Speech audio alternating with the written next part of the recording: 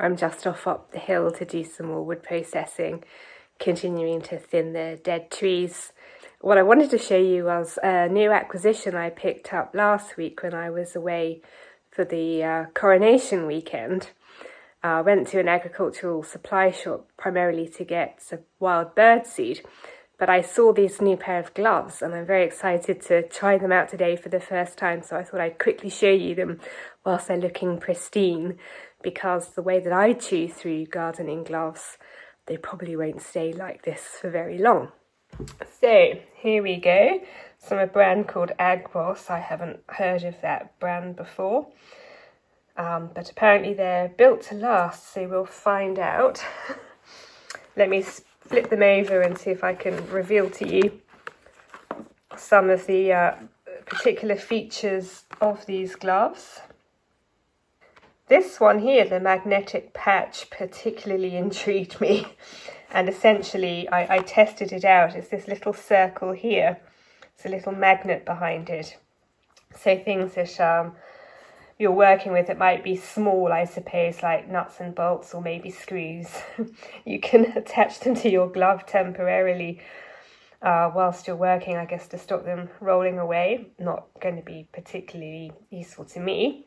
Similarly, there's these little elasticated bits here on both gloves, when you can put things like, I don't know, I suppose little screwdrivers, little tape measures, little tools anyway. You can, pencils, you can put them in there to give them somewhere secure to stay whilst you're working away or whatever. This is what they look like on the underneath. This is always the most important part for me. The fingertips tend to be the first things that go on my gardening gloves. So I'm always looking for fingertips that are particularly durable. But all in all, I'm quite pleased with these. They weren't cheap. They were around $30. And the leather gardening gloves that I've been using previously were about $10. I'm in the Brumby, having just done the work I need to do up the top. I'm just getting ready to now process it, ready to go on the fire. The gloves are excellent. They did a really good job, but I've noticed one fundamental flaw. Yep, I now have orange palms. I haven't had the chance to wash them yet, but it doesn't look like that's going to come off that easy. So my quest to find the perfect gardening gloves is not over yet. I just took the wood down to the wood store over there and stacked it up. Still got my orange hands. But I was unable to process it, which leads me on just to talk briefly about our situation here in terms of our electricity. As you may or may not know, we're totally off grid for our power, and currently we don't really have any. So as you can see, if I go like that, it's been cloudy for days and days and days and days, if not actively absolutely pelting it down, or as you saw, even snowing. And as a consequence, our electricity supply has dwindled away. Let me show you quickly. So if you're new here, welcome to my solar cupboard, where the inverter and the equipment that attaches the panels to the inverter, fuse box, and the battery lives. And as you can see by this note, 57.6 is when the battery is full, and that's when this number gets to 57.6, which it will do very, very, very quickly on a sunny day. And then what that means essentially is we've got more electricity than we need, and ideally we could then do with another battery so that none of that electricity is going to waste. However, we don't have another battery, not yet. And I've noticed with this inverter, which is this one here, when this number gets below 50, it starts beeping to let you know that the battery level's low, and it's a constant beep, beep, beep, beep. and it's very, very irritating. So we endeavour at all times to prevent that from happening. And one of the ways we do that when weather's like this is by turning the inverter off overnight so that we don't get woken up by it beeping at 3 in the morning, which has happened on more than one occasion. But also during the day, like I currently have the inverter turned off, which means there is no electricity going to the house at the moment. And that's because I tried turning it on, and even just the inverter being on, no power really going to the house, nothing turned on in the house, just the inverter being on, meant that this number started to go down. So what that means is even a small amount of technology or equipment using our supplies is using more than we are generating under these conditions. And it's looking like today I might not be able to turn the inverter on at all, which means that I will spend the whole day and night without any power. Hence why I couldn't finish processing the wood. The batteries, both batteries we have are empty, and I currently have no way of charging them. So that's a bit of a unpleasant situation to be in. It's not the first time we've been in this situation. Before we had this system installed, this new system, it was worse. So this is in fact an upgrade from our previous system, but as you can see, it's not ideal when you have to be so cautious and careful about rationing every tiny little last drop of electricity to the point that you reach the point where you just can't have it.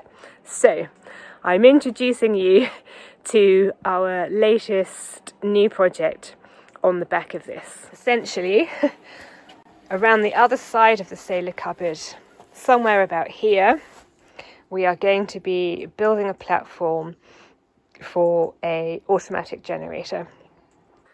We contacted the people who installed the solar and asked them to let us know what would be the most compatible generator for our system. So they got back to us and let us know. This is over a year ago now, and they gave us a quote, and when I almost fainted, it was $6,500 to acquire and install this self-starting generator. And we were like, we just can't go there. So we spent last winter living very, very frugally with power. It wasn't very pleasant, but we saved and saved and saved and saved all of our spare pennies until we've got to the point now where we've saved enough to be able to finally get the generator installed. They were kind enough to stick to the original quote, even though in reality the price has gone up. So that was kind of them. And so that is going to be happening sometime in the next few weeks. We thought we'd put it round this side in the hope that the building itself would provide some sort of sound insulation so that we're not too bothered by the sound of the generator going off. We gathered that it is possible to manually control it, so we can turn it off if we don't want it potentially coming on at 2 in the morning. But I guess it remains to be seen how loud it is. That might not be a problem. Part of me feels that that's kind of cheating, but we have limited funds. We don't like going into debt. We don't have credit cards. Everything that we do on the property that is funded by us, more or less, comes about through saving, and so therefore we can only do so much. So we weighed up what would be the best solution with this money, and our options were more solar panels, another battery, or a generator. And whilst we decided that we'd love to get more solar panels and we would love to get another battery, in the short term the generator was going to give us the most bang for our buck, in that that'll mean that finally, for the first time we've lived here for 7 years, we will have, I hope, a reliable source of electricity which it will enable us to live more like normal people. Since I'm not currently able to do too much more work in and around the house that requires electricity, I've come down to my potting shed to embark upon a project that I do at this time of year. So let's go and have a look. essentially, let's have a look outside. Essentially, as you can possibly tell by the general gloom of things, we are now into the very tail end of autumn, and this is my final fertilisation phase before it all starts again in spring. I just sort of do this now, let it sort of mellow away over winter, and then we start again in spring. So that involves laying a lot of manure down, and I will put this around all of the plants in the formal garden, which is what I call the garden, the other side of this fence line which goes around the house. I will put it on plants that I have outside of the fence line, so I've got a raise there, a couple of trees, and this way is a Japanese garden with trees and hellebores. So we'll manure all of those, and I will also manure the lawns. So this is phase one. I will need to pick up more. There's only so much I can bring home in the car.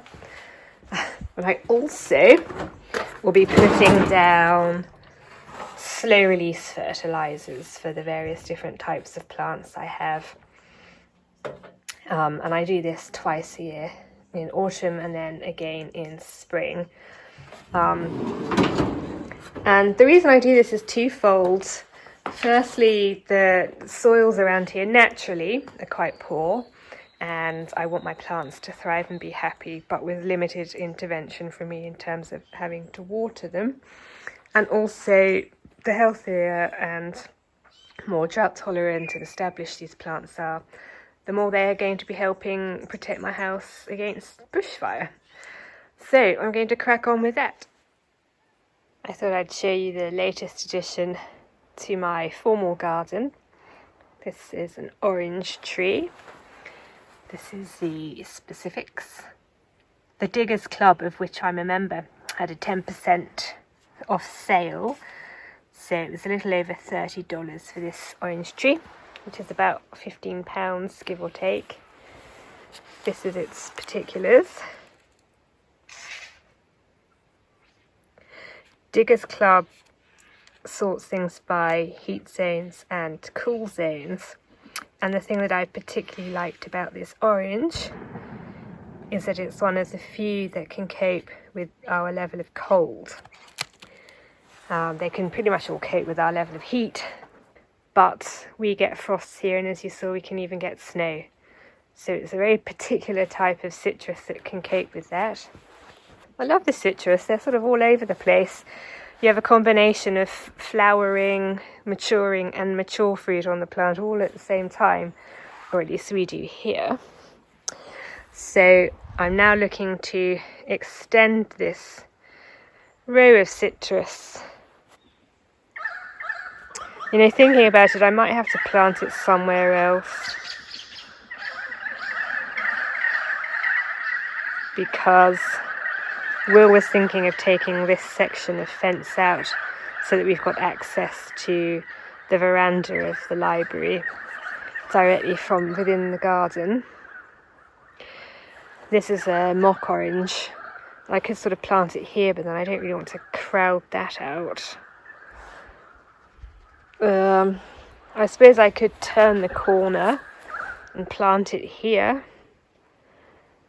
with my rosemary hedge behind it. I could bring it a bit more further forward and plant it here. Is there even a chance that I could sneak it in between the lime, the sweet lemon and this tree? Maybe not. Once it grows up, it'll start clashing with those higher branches. Although I suppose I could cut those back. Much to think about. It's now a couple of days later. I've got the manuring done as far as here. I just have the whole rest of this garden to go. Could you hear that? That was a wonga pigeon. Oh, look. The kangaroos have come out. Hello. Don't mind me. There's one led down over there. I like it when they do that. Anyway, I decided in the end to put the new orange tree here. I did turn the corner in the end. So this will grow up and fill this space. This will grow and sort of fill this space. This will grow and fill this space. We'll have like a little secret path. I'll put some steps down. And then we'll head off to the veranda. I thought that could look quite nice.